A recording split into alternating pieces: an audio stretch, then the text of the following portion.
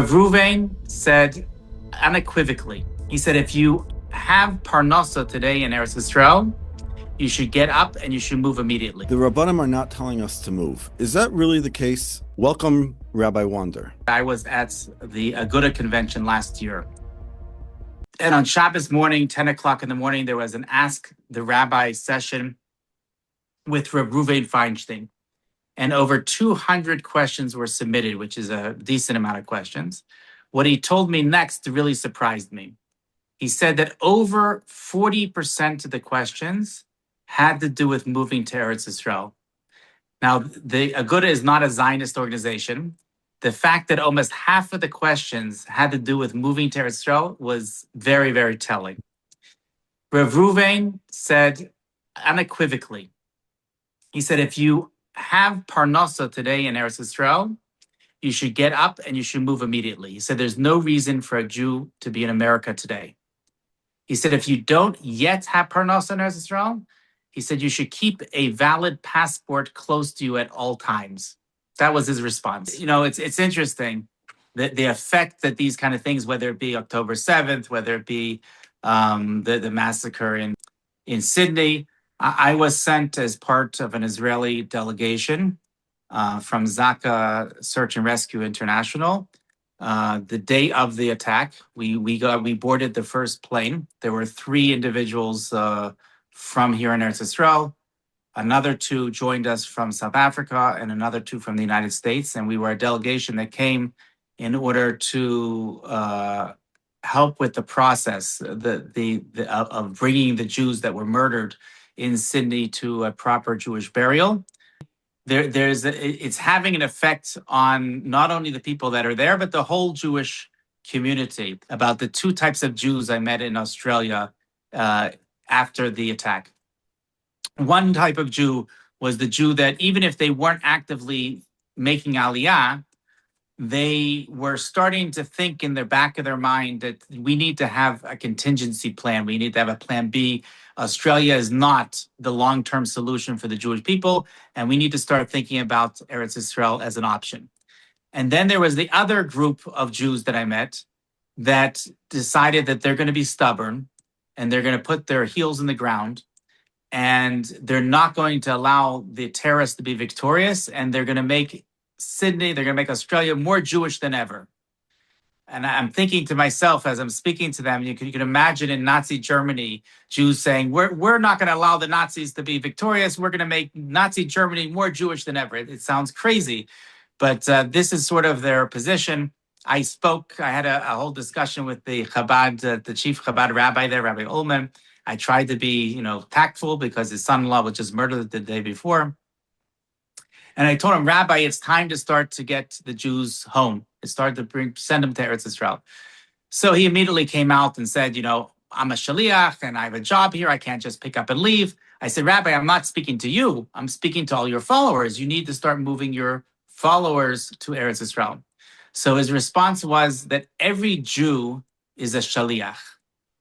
So I said back to him, I said, Rabbi, I'm not a mathematician, but I can put 2 and 2 together. If you tell me on one hand that every shaliach belongs in galus, belongs in exile, and on the other hand, you tell me every Jew is a shaliach, then what that means is every Jew belongs in galus. I mean, that's what it means. The Chofetz Chaim attempted 4 times to make Aliyah. On his 3rd attempt, as you correctly mentioned, he had a boat ticket and a house that was built for him in Petach Tikva. And right before he was meant to sail, Reb Chaim Ozer came to him and told him that he's going to destroy European Jewry if he leaves because they cannot survive without him. And he canceled his plans. On his 4th attempt, he kept it a secret because he didn't want any rabbis coming and convincing him that he shouldn't go. Unfortunately, his daughter, Fegechaya, from his 2nd marriage, who was married to Rav Mendel Zaks, so she contracted tuberculosis, got very sick, and he had to stay to take care of her and passed away in 1933 in Radin. Can I just, if I could just say a quick story that was told to me by Rabbi Shalom Gold, Zichrono Livracha, from Har Nof. So he used to tell the story of Rav Shlomo Zalman Auerbach Zatzal, that there was a younger man that was studying in Lakewood, and he decided that he's going to spend his one zman of his learning studying the mitzvah of Yishuv Eretz Yisrael. And he studied, they did exactly that. He spent the whole Zman learning about the mitzvah. And then afterwards, he said, I'm going to go to Yerushalayim afterwards. I'm going to travel to Israel. I'm going to visit with the then Gadol Ador of Shlomo Zalman Auerbach and speak to him in learning about what I studied. And he goes Taka to Eretz Yisrael. He flies and he comes to Yerushalayim, to Shari Chesed, walks up the big staircase to Shlomo Zalman's house, and he sits down with Shlomo Zalman at the table. And as he's sitting at the table, he starts to talk about different aspects of what he learned. And he starts off by saying, there's a famous machlokus between the Rambam and the Ramban, whether there's a mitzvah mid'oraisa, whether it's part of the Taryag mitzvahs to live in Eretz Yisrael. Immediately, Rav Shlomo Zalman lifts up his hand and he says, Nicht wichtig, it's not important. He doesn't understand. He continues speaking. He says, it's a question whether it should be included or not included in the Taryag, in the 613 mitzvahs. Again, raises his hands, Nicht wichtig, it's not important. He still doesn't understand it. He continues and he says, there's a famous tshuva of Rav Moshe Feinstien that discusses whether it's a mitzvah chiyuvis or a mitzvah kiyumis to live in Eretz Yisrael today, whether it's an obligatory mitzvah, whether it's a mitzvah if you do it, but you don't have to do it. And again, he picks up his hand, Nicht wichtig, it's not important. So at this point, he's already taken aback. He says, excuse me, Rosh Hashiva, how can you say that this is not important?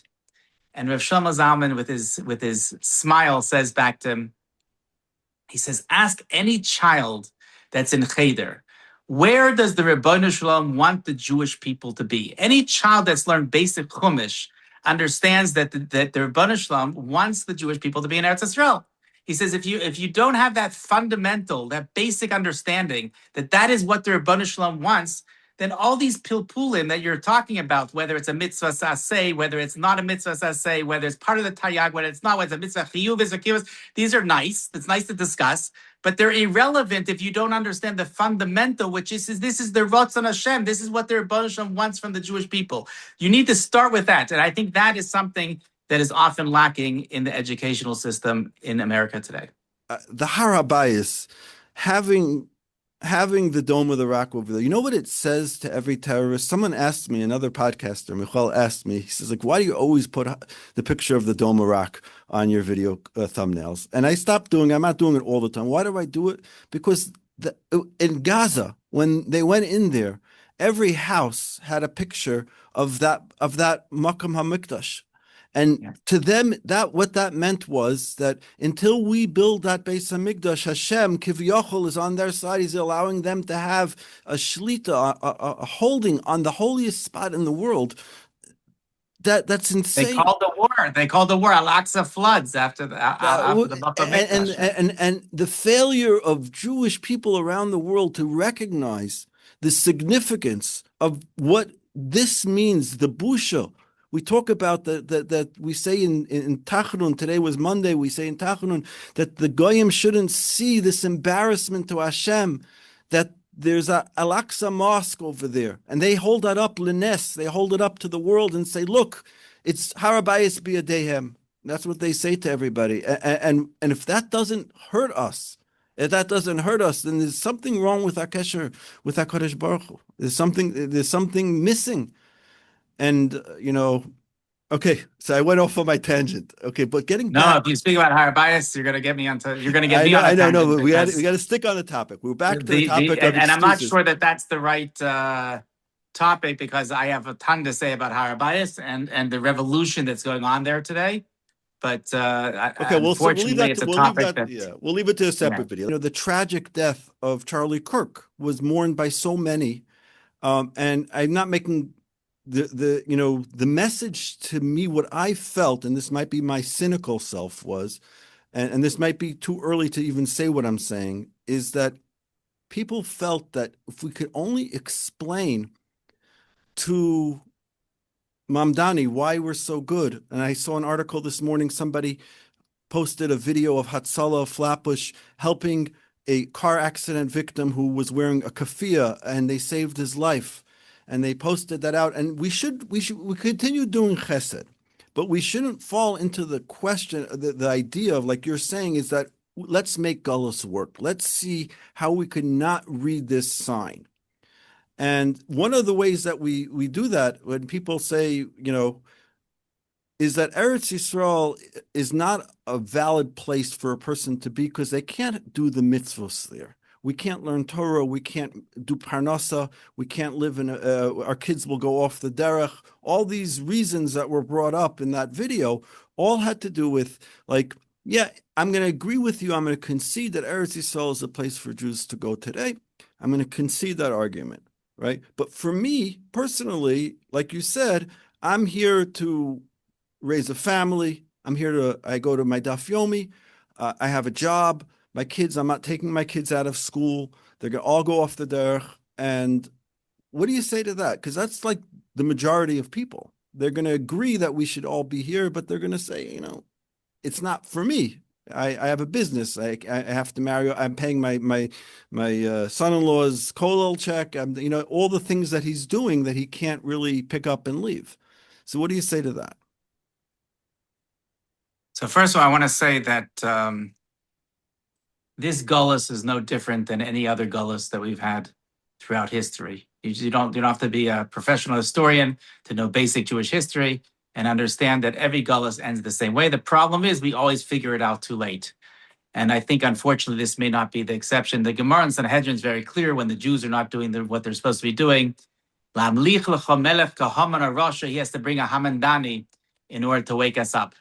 That doesn't mean we're going to listen to the message, right? So people, we still have Bechira Chavshis. One of the things that I try to tell people is that I have not found any makor, I've not seen any source in Chazal that suggests la'asad lavo that we're going to lose Bechira Chavshis, a fundamental of our faith, this idea that we have free will. And the idea that people are going to be forced to go to Eretz Yisrael against their will, people are going to choose, just like in Mitzrayim, that there was a choice to make. 80% of them made the wrong choice. They perished in the Makar Choshech. There are definitely serious consequences, both physical and spiritual, to those that decide that they're going to stay in galus. But that is a choice that people are going to make. I have to make another point, and it may be off topic. I apologize. But something that I speak to the girls about every Shabbos. Inevitably, if you grew up in America and you went to Beis Yaakov or you went to a yeshiva, you were taught the concept of what I've coined as the MMM. The MMM is the magical Mashiach moment. You're taught that Mashiach is going to appear out of the blue, the Beis Hamikdash is going to fall out of the sky, and everybody's going to be transported magically al kanfei nesharim on the wings of eagles to Eretz Yisrael. And I believe that's completely inconsistent with the way that we see the Geula unfolding, the way that the Geula is supposed to unfold, the way Chazal saw the Geula as unfolding, right? The Yushalmi in Brachas, Kima, that it's a slow stage process. But Rabbi, I will argue that, I'll just tell you the Gemara does say Zacha ba'anana, loy Zacha b'chamor. And I said this over to my Rebbe, and he said, no, he says, Zacha b'chamor. If we're Zeicha, we're able to build it. Like the Medrash says that David Asa Yehoshaphat and Chizkiyahu, David went out and fought. Asa just went out, and Yehoshaphat danced and sang. And Chizkiyahu laid in bed. And who was the greatest one? The greatest one was David, that he was able to go out and do it. So if you're able to be, maybe Nebuch, you won't be Zeicha. It's not that that was his pshat. But the Rav of the old city, Rav Nevensal, on the discussion of whether Mikdash Min HaShemayim, whether the Beis Hamikdash is going to come from Shemayim or whether it's going to be built, they all done by our own hands. He always likes to say that if we're Zocha, then we're going to build it ourselves. That's the mitzvah in the Torah. One of the Taryag mitzvahs, V'asuli Mikdash, is to build the Beis Hamikdash. If we're not Zocha, then it'll come down from Shemayim. Yeah, there's such a concept. The Zohar, Rav Teichtel brings the Zohar that says that if we're Zoicha, we build it ourselves, and then the Mikdash Elyon comes down and it's mislabish on the Mikdash Tachton. So that means that the Beis Hamikdash has always been in Shemayim. Thank you for watching. This video is a compilation of key moments in a much longer video.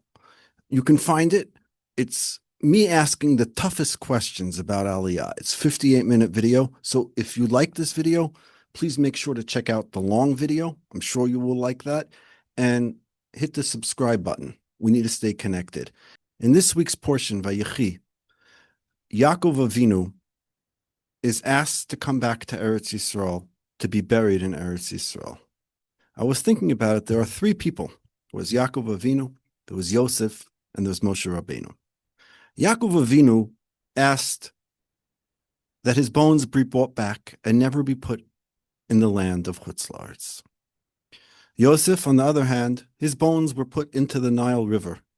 And when the Jews' time to leave Egypt came, the 3 days before they finally left, Moshe Rabbeinu was running around Mitzrayim looking for the bones of Yosef until Sarach bas Asher came and he wrote on a paper, Alei Shor, rise the shore, Yosef, the ox. And he was in a lead coffin on the bottom of the Nile River. And they carried his bones, and Moshe carried his bones out of Mitzrayim. And the whole way, all the way back through the desert for 40 years, they carried the bones of Yosef. And Yosef was buried in Eretz Yisrael. But Moshe Rabbeinu never had a chance to come into Eretz Yisrael. And his bones were buried outside of Chutz La'aretz, outside of the land. The Medrash says a story, a frightening story, about somebody who had died outside of Eretz Yisrael. And it's the Medrash in the beginning of this week's Parsha. And they asked, how are you bringing his bones? He lived outside of Chutz La'aretz. How are you bringing his bones to Eretz Yisrael? And you're going to defile the land with bones of somebody who lived in Chutz La'aretz. And, you know, it's still been done because we need Jews living in Eretz Yisrael. And the Medrash says something frightening, that those who die in Chutz La'aretz, those who die and are buried outside the land, it's not for sure that they arise for Tchiyas HaMesim. Because Tchiyas HaMesim only happens in Eretz Yisrael. You know, and this might answer a question. This might be a chidush what I'm about to say. But everybody wonders, you know, when Mashiach comes, there's going to be Tchiyas HaMesim, the resurrection of the dead. So which version of me is going to come back? Would it be the version from 100 years ago, from 1,000 years ago, from 2,000 years ago?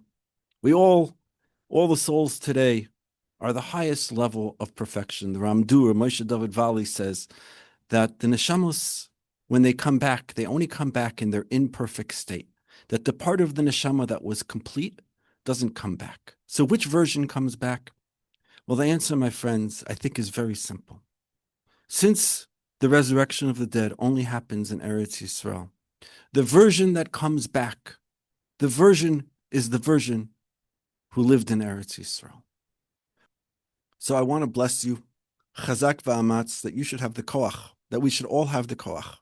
And Hashem should grant us the strength to come to Eretz Yisrael and live in the land and to plant trees in Eretz Yisrael. You know, coming to Eretz Yisrael is not just about living in the land and learning Torah, but part of learning Torah is planting in the land. Ki ratzu avodecho es avanehu. We say, the prophet says, we want the dirt. We want the stones. Hashem didn't randomly give us the mitzvahs of Eretz Yisrael. Mitzvahs hatluyos ba'aretz are all having to do with work. You think you're going to come to Eretz Yisrael and just be able to learn Torah? Hashem said, no, you're going to have to plant. You're going to have to work the land. You're going to have to do Shemitah. You're going to have to do all the mitzvahs of Eretz Yisrael, which have to do with planting and working the land. The physical action, the action of planting in Eretz Yisrael is the mitzvah of Eretz Yisrael. It's going down into the dirt. Eretz Yisrael is called choshech because we go down low. Yiratzon that we should see together the building of the Beis HaMikdash in our times and see Mashiach stand on the rooftop of the Beis HaMikdash and give his final cry and say, V'em ein atem ma'aminim, if you don't believe that Mashiach is here, that I am Mashiach, that I have built the Beis HaMikdash, that Melech Edom has built the Beis HaMikdash, like Rabbeinu Bechaya says, or that we have built the Beis HaMikdash. Ru'u v'oirei shezereach. See the light. Today, we all see the light. Thank you for watching. Good Shabbos. Chazak v'amatz.